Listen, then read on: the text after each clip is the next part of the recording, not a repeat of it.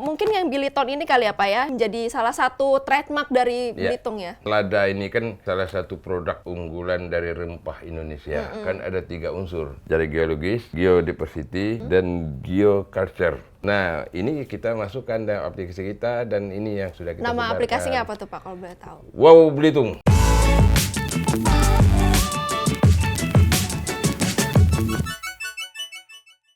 Halo Sobat Kompas.com, selamat datang di program Nusaraya, program yang berbincang mengenai daerah-daerah yang ada di Indonesia dan kita akan mengemasnya nih, membahasnya dalam segi pariwisata, ekonomi, dan juga pengembangan-pengembangan yang ada di daerah. Di beberapa episode yang lalu kita sudah membahas nih mengenai daerah yang ada di Makassar dan juga di Bantaeng. Kali ini kita akan membahas daerah yang ikonik banget nih sama film Laskar Pelangi. Kayaknya udah pada tahu nih kalau udah sebut Laskar Pelangi daerahnya di mana. Nah, untuk itu secara eksklusif sudah hadir di studio Nusaraya yaitu Bapak Sahani Saleh selaku Bupati Belitung. Halo Pak, apa kabar? Alhamdulillah sehat walafiat.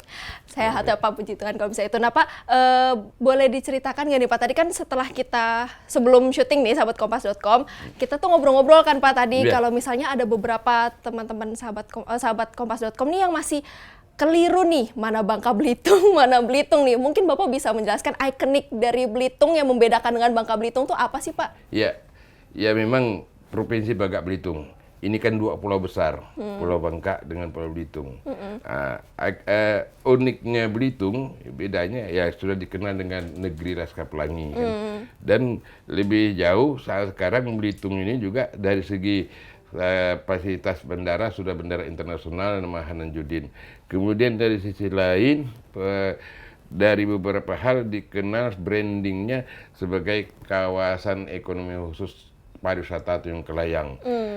Juga sebagai kawasan strategi pariwisata nasional yang 10 destinasi itu. Dan lebih sekarang ini dikenal oleh UNESCO sebagai kawasan geopark global. Seperti yang baju yang Bapak pakai yang Belitung geopark global disorot nih. Dan sekarang lagi memboomingnya salah satu pertemuan G20 para menterinya di tanggal 7-9 itu di Belitung. Berarti udah jelas ya. Bangka Belitung dengan Belitung udah pasti beda ya. Beda. Tadi dengar cerita-cerita banyak yang nyasar. Iya itu. Belitung. Ya. Kalau misalnya itu, nah ini kan seperti yang kita ketahui ya, sahabat Kompas.com, kalau Bapak biasa dipanggil Pak Sanem ya Pak. Iya, udah terkenalnya Pak Sanem nih kalau misalnya di Belitung sana. Nah Bapak sendiri kan menjabat sebagai Bupati Belitung ini sudah periode kedua ya Pak kalau misalnya. Buat informasi sahabat Kompas.com. Nah, di periode sebelumnya pasti kan Bapak sudah mengeluarkan banyak program kerja ya kan. Nah, untuk di periode yang kedua ini program kerja apa nih yang membedakan dengan sebelumnya dan seperti apa implementasinya Pak? Ya, pertama tetap fokus dulu kepada visi misi kita ya. Yang selama ini mengembangkan pariwisata, sektor perikan kelautan dan juga sektor perhubungan sisi lain kan. Nah, sejalan dengan sekarang ini juga program pusat, mau tak mau kita kan harus ya daerah sundingkan juga sebagai mengikuti pusat. Sekarang ya pasca COVID-19 ini itu fokus ke arah bagaimana mengembalikan soal ekonomi kerakyatan. Nah itu yang fokus kan. Karena apa? Kita kemarin daerah pariwisata ya di sini betul-betul agak terpuruk. Tapi ada sektor lain yang mungkin kita kembangkan dari sektor perikanan. Dan sisi lain juga yang memang harus kita kemas sekarang produk UMKM kita. Dari multiplier efek dari pariwisata itu kan kena ekonomi kreatifnya itu. Nah, sedang itu yang harus kita tumbuhkan, kita bangkitkan. Jadi memang sesuai visi misi kita juga, sisi lain dulunya, tetapi juga yang tahun terakhir ini kayak katakanlah 2 tahun stagnan. Karena pandemi ya Pak ya. Dan pusat begitu kan. Nah, sekarang apalagi sudah tahun terakhir, nanti 31 Desember 2023 saya habis periode kedua, tetap ini fokus kita. Oleh sebab itulah langkah-langkah yang kita lakukan di sana, terutama kait dengan pariwisata UKM ya. Pertama ya untuk para UMKM kita ini kita mengadakan expo, mengadakan promosi melalui digital juga, dan sisi lain event-event yang ada di Belitung. Nah ini salah satu hal kita Mengembangkannya untuk mengembangkan itu. Oh, kalau misalnya tadi Bapak sempat singgung UMKM nih, kalau saya mau tunjukin nih ke sahabatkompas.com, Bapak dan tim juga membawa salah satu produk UMKM nih, boleh dikasih tunjuk nih.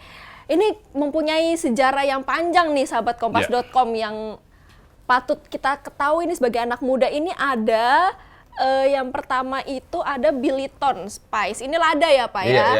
Sama satu lagi nih bepuling Belitong. Nah, Bapak mungkin bisa dijelaskan dulu histori dari dua produk ini kali ya. Mungkin yang Biliton ini kali ya Pak ya, yang apa namanya menjadi salah satu trademark dari Belitung ya. Lada ini kan salah satu produk unggulan dari rempah Indonesia. Nah, ini ya mungkin beberapa daerah ada lada, tetapi dari segi historis awal cerita segala macam kita melihat dari beberapa referensi buku-buku dari zaman Spanyol, zaman Belanda, Inggris. Sebenarnya itu awalnya didatang dari Zanzibar itu masuk ke Belitung dulu. Nah setelah ditanam, nah ini pada saat itu ceritanya ini ya lebih jauh. Bahwasanya pada saat Belanda masuk ke Belitung, nah terus mereka melihat adanya timah tambang, kemudian mereka mendatangkan tenaga kerja dari daratan Cina, ya yang masih pakai kuncit itu kan masuk nenek moyang Ahok lah itu kan. Ya benar itu, dan Ahok mengakui itu nenek moyangnya dulu kan masuk ke Belitung nih Pak. Masuk ke Belitung. Nah dipekerjakan sebagai tambang. Timah. Nah, kemudian ya datang terus, ternyata mereka ini ada waktu luang, mungkin mereka ada yang bawa lada ini tadi. Nah, jadi mereka ini dulunya istilahnya mulai tanam lada ini. Jadi termasuk juga itu yang memperkenalkan lada ini di Belitung itu adalah dari nenek moyang Ahok juga yang pakai kuncit itu. Dari Buru. Nah ini sebenarnya akhirnya menjadi produk unggulan daerah kita. Kalau yang ini Pak, yang bepulin Belitong ini? Nah, itu batik ya Pak ini ya? Produk batik kita, ada UMKM kita yang sudah juga kekhasan batik kita di Belitung. Bermacam produk. Kalau melihat dua produk ini Pak, ini kan salah satu produk UMKM dari Belitung ya. Bagaimana nih menaikkan ekonomi Belitung apalagi saat pandemi ini Pak? Apakah ini sudah dijual ke luar negeri juga Pak? Ya ini sudah kita promosinya sudah kemana-mana kan, bahkan ini sudah banyak pesanan langsung dari luar negeri, pasar karena ke luar negeri, karena dari segi mutu itu yang terbaik. Ya, beberapa hal tadi kan, jadi papernya itu ke situ kan sudah ada apa namanya penjelasan berkenaan dengan dari beberapa hal kaitan dengan masalah paper ini. Jadi dari segi pemasaran, sisi lain juga kan sekarang kita dengan era digital mempromosikannya melalui era digital. Jadi kita di Belitung ya di sisi lain UMKM itu sendiri membuat suatu aplikasi, tapi kita di Belitung ada aplikasi juga. Jadi produk UMKM kita yang memang sudah kita punderisir dan sudah memenuhi standar untuk go public istilahnya. Nah, ini kita masukkan dalam aplikasi kita dan ini yang sudah kita Nama aplikasinya apa tuh Pak kalau boleh tahu? Wow Belitung. Wow Belitung bisa Belitung ya. Bisa di-download ya sama sahabatkompas.com kalau mau main ke Belitung, mau cari-cari jajanan UMKM di Wow Belitung ya Pak. Iya. Di Wow Belitung itu wonderful, and artistic, unik dan beautiful. Nah, jadi wow tuh WOOU. Mantap lah Pak. Dari kepanjangannya aja udah menggambarkan sekali produk-produknya ya. Produk-produk. Berarti ini membantu sangat sekali ya untuk perekonomian Belitung, UMKM-nya juga mendukung ya Pak di masa pandemi ini. Ini boleh disimpan lagi ya Pak ya? Nanti bisa dilihat di aplikasi Wow Belitung. Nah, di aplikasi itulah wow.com Belitung. Terus tadi Bapak sempat mention kalau pariwisata nih juga salah satu pendukungnya. Selain ikonik tempat Laskar Pelangi, apa aja nih Pak yang bisa kita eksplor nih kalau kita ke Belitung? Jadi kan sudah dikenal sebagai kawasan geopark global, nah kan dari UNESCO. Ya dari segi geopark itu kan ya taman kekayaan alam dunia. Kan ada 3 unsur secara geologis, geodiversity, dan geoculture. Ini komplit di Belitung. Secara geologis mungkin sudah dikenal keanekaragaman tambangnya. Ya. Nah, sejarahnya ada sejarah pertambangan di sana itu yang dikenal dengan Namsalu. Ceritain dong Pak, itu kenapa gimana Pak? Itu sejarah penambangan terbesar secara tambang dalam di kawasan Asia ini, itu pertama kali ada di Belitung, dan itu salah satu dijadikan geosite sejarah itu kan.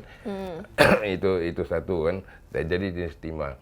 Nah, tambang timah. Dan keunikan lain dari segi geologisnya adalah dari jenis-jenis tambang dan juga dari keunikan berbagai macam berbatuan. Sana kan dengan batu granit.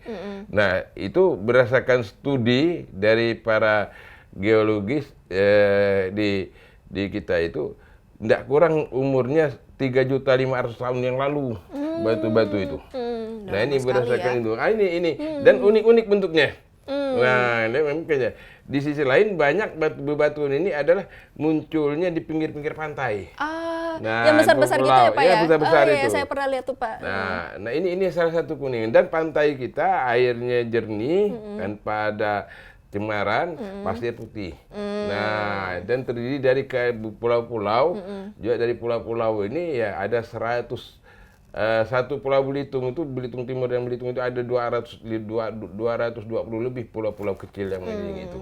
Itulah di sana adanya keindahan pulau-pulau, dan kemudian juga dari segi geodiversity-nya banyak di sana itu. Apa aja tuh Pak kalau Nah, boleh tahu? terutama dari segi tanam tumbuhnya kan, geodiversity ini kadang flora faunanya. Nah, dan yang saat sekarang untuk flora faunanya kita ini ya, itu keanekaragaman jenis tanaman-tanaman pepohonan daerah subtropis paling komplit. Pulau kecil tapi paling komplit kita di sana. Nah, oleh sebab itulah ya, ada dari wisatawan dulunya dari Inggris ya, berkunjung ke Belitung, ternyata dia ilmuwan kan.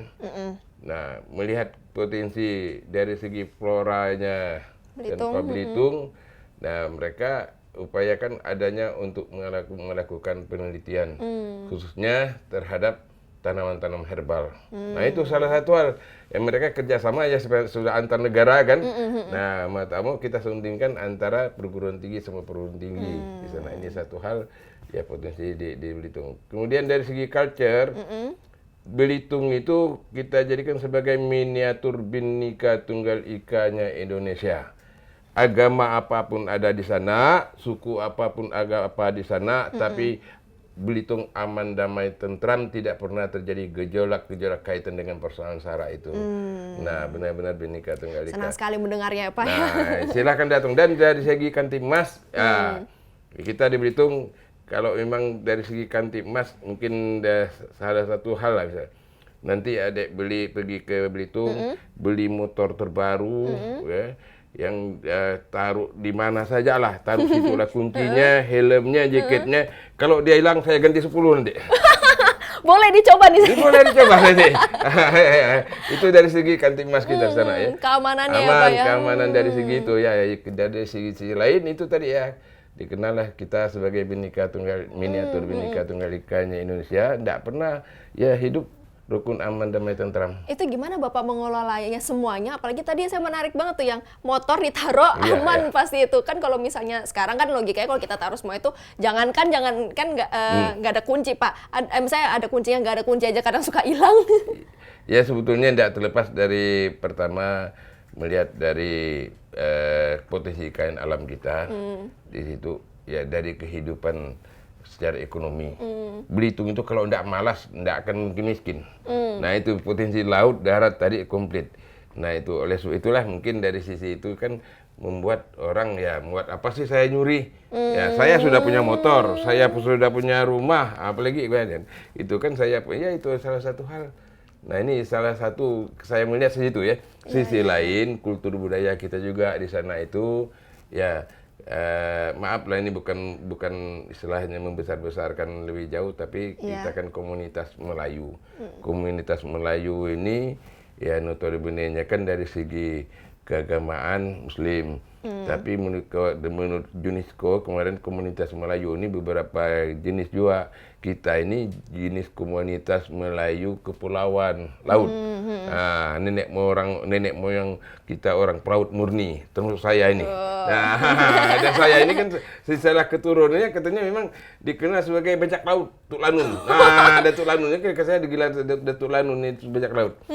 Tapi memang sejarahnya itu mengamankan laut kita ini dari perampok luar atau pedagang sehingga di Belitung itu ada 108 titik kapal dagang dulu entah apakah itu dirampok, tetapi ada yang bukan karena tenggelam dikarenakan cuaca menurut sejarahnya, tapi memang sengaja ditenggelamkan. Dan itu menjadi suatu temuan kekayaan daerah, kekayaan negara.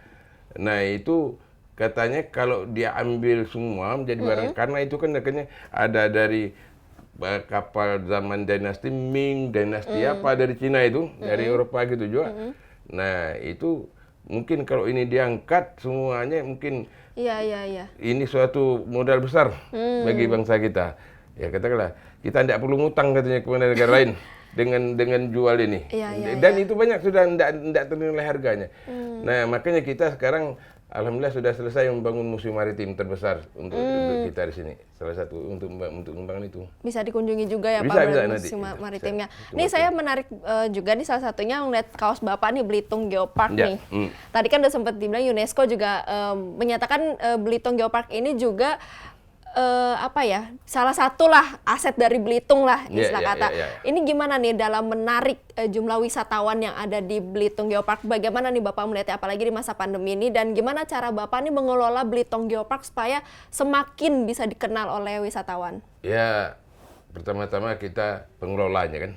Nah, pengelolanya ini ya betul-betul sebagaimana juga dalam hal penataan ataupun pengelolaan geosite ini basicnya memang basic masyarakat.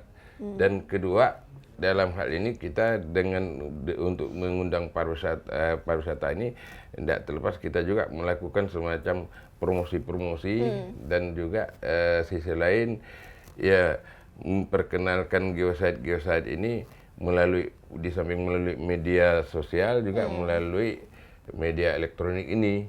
Nah kan kita ini lebih banyak justru gini. Jadi mereka ini datang sana, dia bikin sendiri. Apa tuh rekaman videonya gitu Pak? Story-storynya ya. Dia itu masuk konten masuk YouTube, masuk itu justru membantu. Itu juga membantu ternyata. Jadi banyak orang juga mengenal dari situ. Ini salah satu upaya memperkenalkan dari wisatawan kita yang ke geosite itu. Kita sekarang ini kan ada beberapa geosite, tapi yang sudah dari UNESCO ada 20 geosite. Nah, setelah di situ dari bebatuan, hutan, pantai, kemudian dari segi tambangnya, dari segi culture-nya tadi kan, rumah adat segala macam, dan kemudian ya tergantung daripada minat. Nah, di sini adalah wisatawan minat, bahasa minat. Kalau dia mau misalnya Hopping Island, lengkap di sana ada beberapa pulau-pulau. Misalnya yang dikenal dengan Pulau Lengkuas itu kan, nah ikonnya. Nah kalau dia mau misalnya di laut, mau snorkeling, diving, fishing. Nah saya kalau fishing dengan saya ini hobi fishing. Bapak mancing mania mantap ya. Mantap. Nah itu komplit. Nah di daratnya ya mungkin selama ini mereka lebih mau melihat replikanya Laskar Pelangi dan banyak. Jadi kita basicnya pariwisata kita adalah dari basic geopark tadi, berbagai macam geosite, mangrove-nya misalnya, apa semacam dari situ.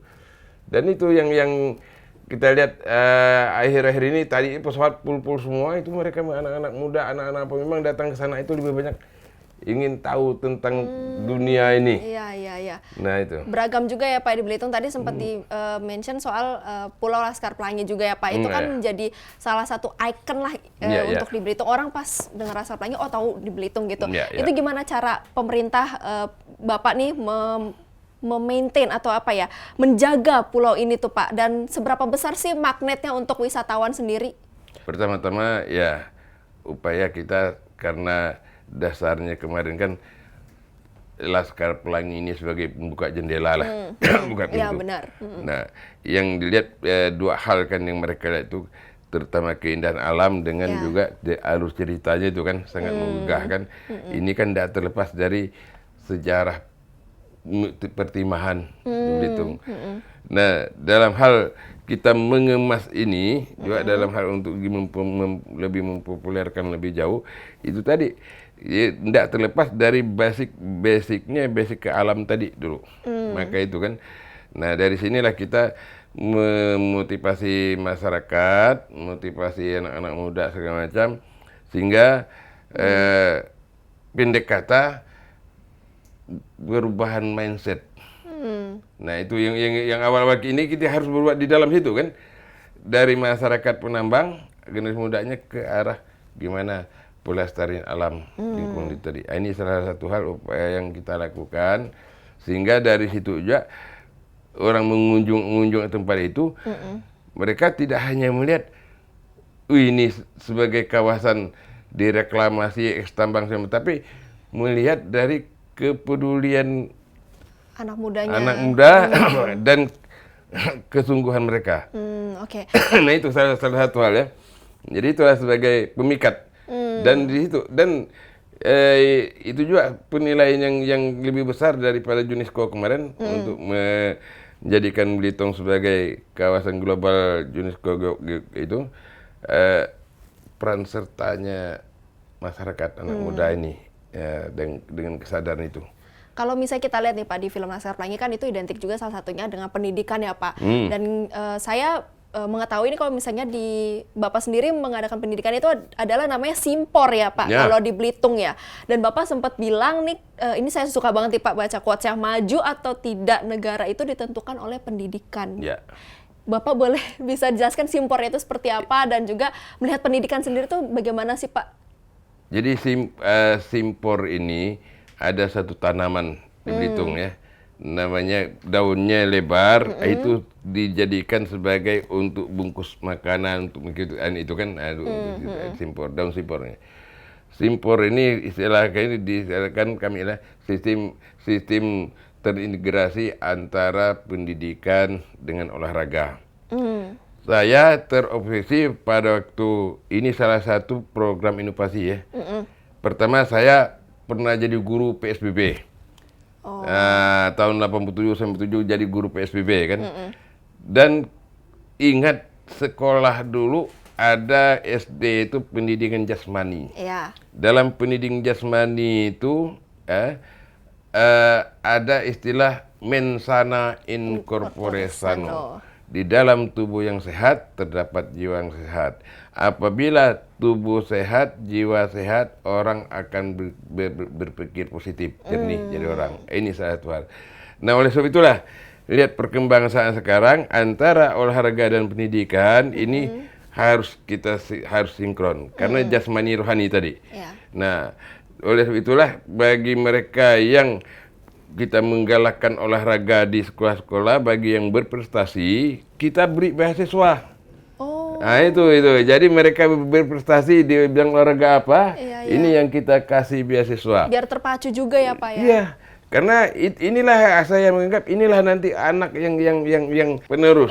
Karena dia secara prestasi olahraga otomatis secara jasmani kan. Nah, tinggal rohaninya harus kita isi dengan pendidikan. Nah, oleh sebab itulah kita tadi ya memberikan beasiswa kepada mereka yang berprestasi di bidang olahraga. Nah, olahraga apa saja ya? Itu dari tingkat SD kita beri, SMP kan itu ada biaya beasiswa kita berikan kepada mereka. Berarti Bapak sangat concern sekali ya dengan pendidikan dan juga olahraga juga ya.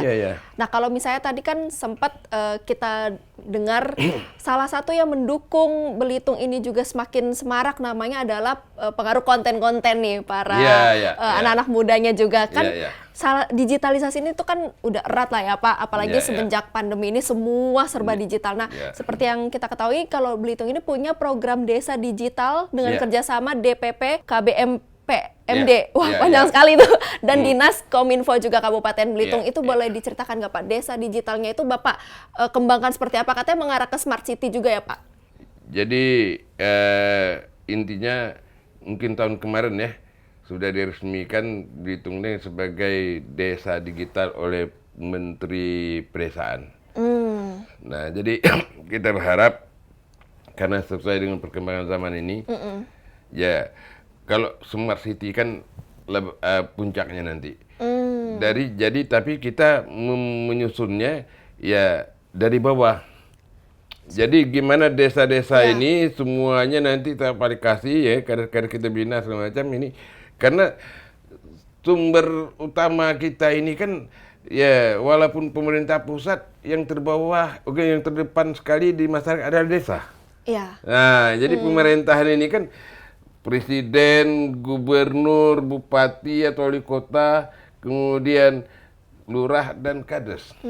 Kades membawai kadus dan RT yang langsung di masyarakat. Nah, inilah yang harus kita kemas benar-benar melalui sistem-sistem apa sekarang ini, baik pengelolaan desa, baik pengelolaan misalnya pengelolaan keuangannya. Kalau kita di desa kan sekarang tidak ada lagi sistem tunai, sudah non tunai. Udah nonton semua, tunai Pak. semua, makanya Pak Kades itu dengan istrinya tidak berkutik lagi karena gaji dia sudah non tunai. Ya.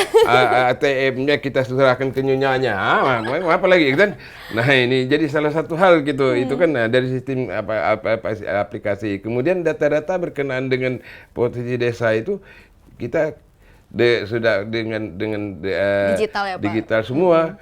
Nah, tinggal saat sekarang yang lagi kita kemas adalah tentang pertanahan.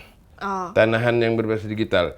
Nah, ini jadi luas desa itu mana tanah yang sudah bersertifikat, mana yang tanah belum sertifikat, mana hutan negara, mana yang segala kain itu kan, itu yang kan lahan ini. Dan kemudian kita sudah tahu sekarang ini yang belum bayar PBB, ini sudah lengkap segala macam. Nah, kita aplikasikan itu. Jadi dari situlah kita tarik ke kecamatan, kabupaten. Jadi nanti baru menjadikan salah satu statistik statistik smart city deh. Jadi itu yang kita harapkan. Cita-cita kedepannya jadi smart city lah ya, Pak. Smart city. Oke, Pak, kita mau mention sedikit ini kan yang lagi mau happening kedepannya adalah G20 ya, Pak. Bagaimana nih kontribusi Belitung nih untuk mendukung program G20 juga yang ada di Indonesia? Dan kalau tidak salah menjadi tuan rumah dari salah satu perhelatan G20 ya, Pak? Iya.